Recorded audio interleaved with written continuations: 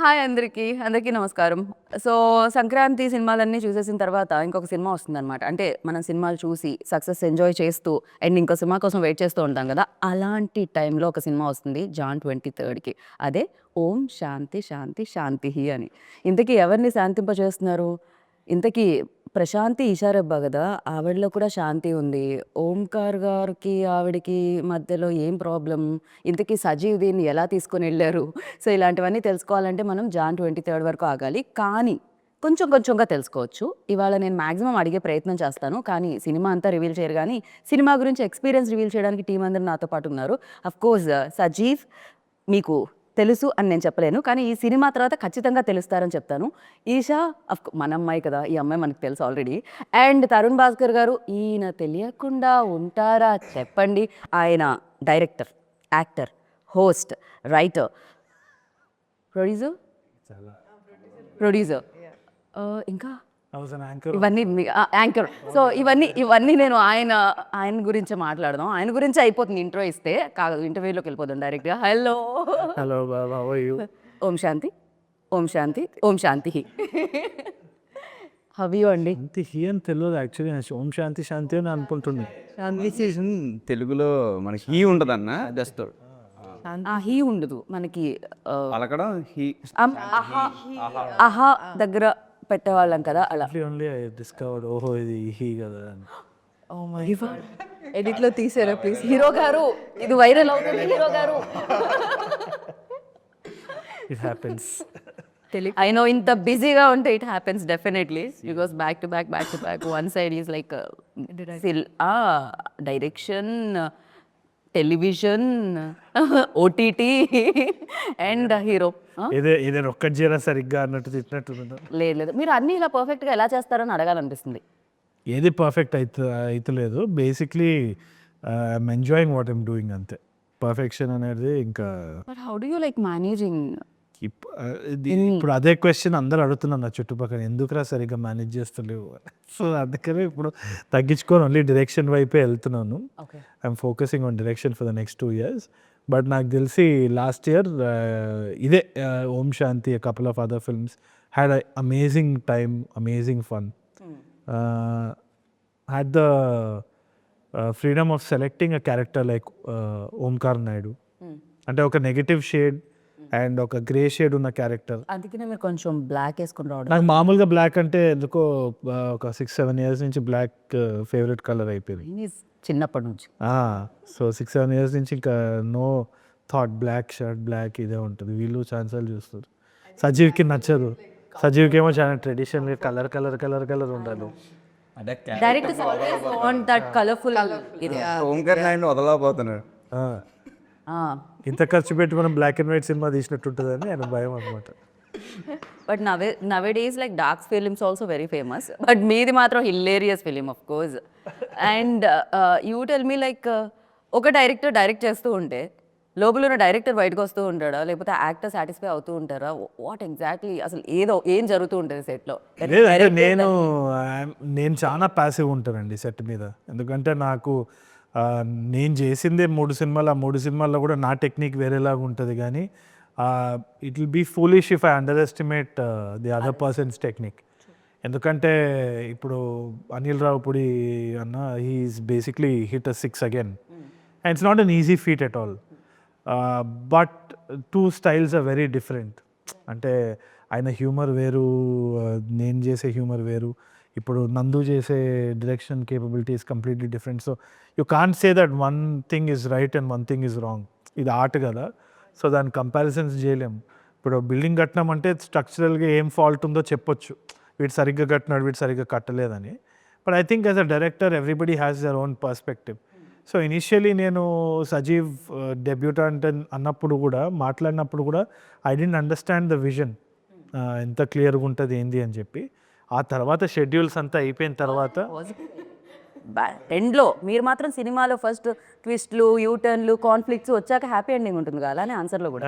ఆ తర్వాత ఇనీషియల్గా మాట్లాడినప్పుడు అయితే నాకు okay, so he's going to bring on something అని. కానీ అంత ఏ లెవెల్ ఆఫ్ డీటెయిల్ ఉంటుంది ఆ కల్చరల్ రూటింగ్ ఏదైతే ఉందో, ఆ గోదావరి ఆశ కానీ కల్చర్ కానీ ఫుడ్ కానీ it's there in every frame అనమాట. రైట్. అది నా వల్ల అయితే అవ్వకపోయేది. So I just remain silent majorly and I was just observing the process. So it was pretty simple. నాకైతే లెర్నింగే ఇంకా ఇన్ఫ్యాక్ట్. So nice. ఇది ఒక compliment Sajeev for you like. And Eesha it's like అంటే of course you guys are already mention on many స్టేజెస్లో ఏంటంటే Malayalam remake film ఇది. So Jaya జయ ఏదైతే ఉందో film and super hit film. Of course నేను మలయాళంలో చూశాను, నాకు చాలా చాలా నచ్చేసింది ఆ సినిమా. ఆ టైంలోనే వచ్చిన టైంలోనే ఆ టైంలో అందరం దాని గురించి మాట్లాడుకునేవాళ్ళం అనమాట. సో ఆ క్యారెక్టర్ ఏదైతే ఉందో ఆ విమెన్ రోల్, ఎస్పెషల్లీ మీరు ప్లే చేస్తున్న రోల్ ఏదైతే ఉందో ప్రశాంతి రోల్, దానికి చాలా ఇంపార్టెన్స్ ఉంటుంది. అండ్ మీ ఫ్యాన్స్ అందరూ మిమ్మల్ని అభిమానించేవాళ్ళు, అమ్మయ్యా ఈషాకి పర్ఫెక్ట్ రోల్ వచ్చింది ఇన్ని ఇయర్స్ తర్వాత మళ్ళీ అగైన్ అని అనిపించింది. So what you think? Obviously I feel very fortunate. ఎందుకంటే నేను మలయాళం సినిమా చూసినప్పుడు నాకు అదే ఫీలింగ్, అరే ఇలాంటి క్యారెక్టర్ ఒకటి చేయాలి కదా అని చెప్పి చాలా అనిపించింది. బట్ అదే when Srujan Sajeev approached me, అంటే నాకు ఎప్పటి నుంచో చేయాలని ఉండింది కాబట్టి, అండ్ నేను ఆ స్టోరీ రైట్స్ కూడా తీసుకుందాం అనుకున్నా అప్పట్లో. సో వీళ్ళే అప్రోచ్ అయినప్పుడు నాకు చాలా బాగా అనిపించింది. అంటే ఇమీడియట్గా నేను I want to do it అని చెప్పేసా. యూనివర్స్ మీకు ఇలా సపోర్ట్ కూడా చేసింది, మీరు అలా మేనిఫెస్ట్ అంటే చేశారు. manifest చేశాను నేను ఫుల్లీగా అనమాట. సో అట్లా అయింది. అండ్ అంటే చాలా తక్కువ కదా ఇలాంటి రోల్స్ వచ్చేవి కదా హీరోయిన్స్కి. సో అది రాగానే నాకు మెయిన్ ఇందులో ఏంటి అంటే యాక్షన్ సీక్వెన్స్ ఉంటుంది కదా, నాకు అది చాలా అంటే ఒరిజినల్ చూసినప్పుడు ఇట్లా హై వచ్చింది చాలా. అరే భలే చేస్తుంది అంటే అమ్మాయి చాలా ఆర్డినరీ క్యారెక్టర్, చాలా ఇట్లా సాఫ్ట్ ఉంటుంది యూనో. అంటే అసలు ఈ అమ్మాయి అలా అంటే ఇలా కూడా బిహేవ్ చేస్తుందా అన్నది మనకి ఫస్ట్లో అర్థం కాదు, అంటే రియాక్ట్ అవ్వదు కదా అట్లా. సో ఐ థింక్ ఆ అమ్మాయికి ఉన్న అదే ఆ క్యారెక్టర్కి ఉన్న లేయర్స్, తర్వాత ఇలా చేయడం, మళ్ళీ తర్వాత నార్మల్ ఉండడం అనేది నాకు చాలా నచ్చింది. సో మలయాళం కంటే కూడా ఈ క్యారెక్టర్కి సజీవ్ ఇంకా చాలా ఏమంటారు లేయర్స్ యాడ్ చేశారనమాట. సో ఇందులో ఇంకా ఈమె క్యారెక్టర్ అంటే దానికంటే కొంచెం ఇంట్రెస్టింగ్గా ఉంటుంది కూడా దీంట్లో. So I think it be really good. Generally like when Tollywood తెలుగులో మనం చూసుకున్నట్టయితే women oriented films like Arundhati, Bhaagamathie, like ఇట్లాంటి powerful roles or else you know horror films ఎక్కువగా, అలా గీతాంజలి, అంజలి డిడ్. సో ఇలాంటి ఫిలిమ్స్ వచ్చేవి. దాని తర్వాత నవే డేస్ చేంజింగ్ అంటే మా ఇంటి బంగారం రీసెంట్గా సమంత గారు చూసాం మనం ఒక you know yeah. So these kind of roles అనేది చాలా అంటే ఈ మధ్య రైటర్స్ రాస్తున్నారు, even though big big actors accept చేస్తున్నారు, జనాలు చూస్తున్నారు. ఇది జరుగుతూ ఉంటుంది. కరెక్ట్ ఇలాంటి పరిణామంలోనే ఈ సినిమా మీకు వచ్చింది. గుడ్ థింగ్ కదా. అంటే ముందు థియేటర్స్కి వస్తారా లేదా అని చాలా భయం ఉండేది. అంటే ఒక అమ్మాయి ఆ అమ్మాయి మెయిన్ లీడ్ అన్నప్పుడు వస్తారా లేదా, అసలు బడ్జెట్ అంత పెట్టచ్చా, పెడితే వస్తుందా రాదని చాలా భయం ఉండేది. I think girl friend, even Arundhati ఇలాంటి సినిమాలన్నీ అప్పుడు అంటే ఆ టైంలో కొంచెం తక్కువే ఉండేది. ఇప్పుడు ఇంకా అంటే పీపుల్ ఆర్ వాచింగ్ ఇట్, థియేటర్స్కి వెళ్ళి చూడడం అనేది జరుగుతుంది కాబట్టి they putting in money and they getting the profits also. So it's a good thing. Very happy for you actually. Thank you. And Sajeev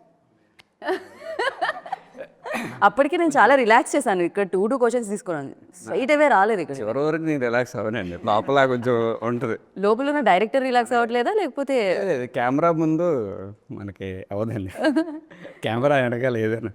right. And డెఫినెట్గా ఎక్స్పీరియన్స్ యాక్టర్స్ ఉన్నప్పుడు new comer are debutante డైరెక్టర్కి కొంచెం easy అవుతూ ఉంటుంది ఎంత కాదన్నా. అంటే remaining things maybe handle చేయాలి, కానీ యాక్టర్స్కి ఒక ఎక్స్పీరియన్స్ ఉన్నప్పుడు మీ పేపర్ మీద ఏదైతే ఉంటుందో దాన్ని ఈజీగా వాళ్ళు చేసేయగలుగుతూ ఉంటారు, పెద్ద ఎక్కువ కష్టం ఉండదు. అండ్ ఈ సినిమాకి మీరు మేజర్లీ పడ్డ కష్టం అంటే ఏం చెప్తూ ఉంటారు? అంటే యాక్టింగ్ అంటే పెద్ద ఎక్కువ నేను ఎక్కువ కష్టపడలేదు, అంటే కట్టలేదండి. నేను అంటే కష్టపడలేదు అంటే చాలా బాగా చేశారండి. అంటే క్యారెక్టర్స్లో అంటే మనం ఒక సీన్ ఎక్స్ప్లెయిన్ చేసినప్పుడు ఇలా కావాలి, ఈ రియాక్షన్స్ కావాలని మనం కొన్ని ఎక్స్ప్లెయిన్ అంటే డైరెక్టర్ సైడ్ నుంచి కొన్ని వస్తాయండి. ఒక్క నిమిషం సార్, మీరు అటు ఇటు నడవకండి. మీ గజ్జల సౌండ్ హారర్ ఫిలింలో బ్యాక్గ్రౌండ్ స్కోర్లో వస్తుంది మన ఇంటర్వ్యూలో. Thank you. యా నిన్నే yeah please Ajith, sorry to interrupt. పర్లేదు, చూసారా స్కిప్ అయిపోయింది. ఓకే, మామూలుగా ఒక సీన్ మనం ఎక్స్ప్లెయిన్ చేస్తున్నప్పుడు ఈ రియాక్షన్స్ కావాలి, ఆ రియాక్షన్స్ కావాలి మనకి ఒక మైండ్లో ఉంటుంది కదండి. మనం చెప్పకుండానే ఇద్దరు బాగా అర్థం చేసుకునేవాళ్ళు. తరుణ్ అయితే చిన్న చిన్న రియాక్షన్స్ ఉంటాయండి సినిమాలో.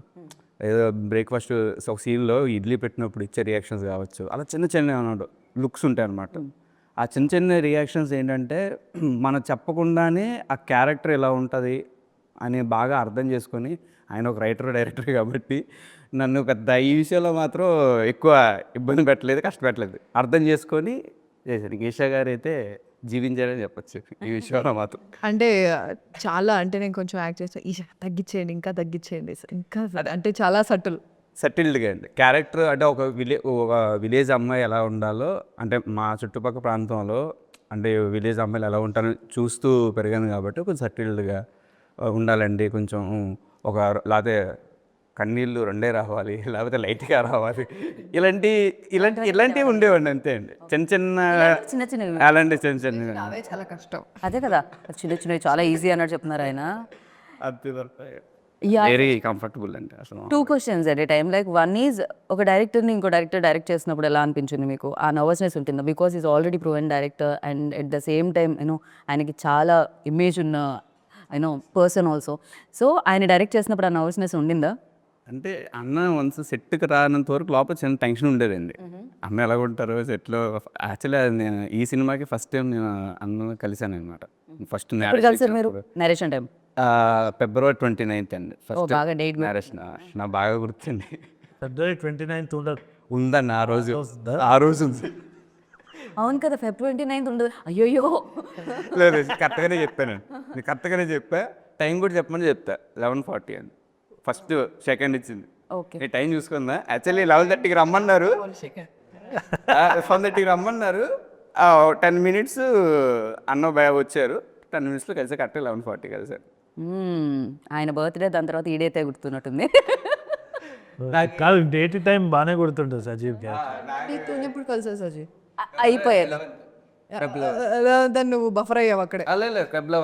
Time loading evening. ఈవినింగే గుర్తులేదు. నెట్వర్క్ కొంచెం తక్కువగా ఉంది అక్కడ ఇప్పుడు. అంటే తరుణ అసలు ఇప్పుడు ఇన్నోసెంట్ ఇప్పుడే స్టార్ట్ అయ్యిండే, ఇంకా సేపట్లో ఇంటర్వెల్ బ్యాంగ్ ఉంటుంది కదా, అలా ఉంటుంది ఇప్పుడు మీకు. మీరు కరెక్ట్ టైప్ చెప్పండి. అదర్వైజ్ ఈవినింగేనండి టైము ఎంత ఐడియా లేదు. ఈషా మీలోని ప్రశాంతిలోని శాంతిని బయటకు తీసుకొని రావాలి. Yeah. అంతే. నర్వస్నెస్ అయితే నరేట్ చేసినప్పుడు మాత్రమే కలవడం జరిగింది మీరు. దాని తర్వాత సెట్లోకి రాగానే సెట్కి వచ్చిన తర్వాత అసలు వెరీ అంటే అన్నకి ఒక రిమోట్ ఉంటుంది అనమాట. ఓకే ఈరోజు మైండ్లో ఇది ఆర్టిస్ట్ కదా, వన్ నొక్కేసి వచ్చేస్తాడండి. ఓన్లీ ఆర్టిస్టే, ఇంకేం డైరెక్టర్ కానీ రైటర్ కానీ మీరు నమ్మరండి. జనరల్గా ఏంటంటే షార్ట్ ఓకే అన్న తర్వాత ఆర్టిస్ట్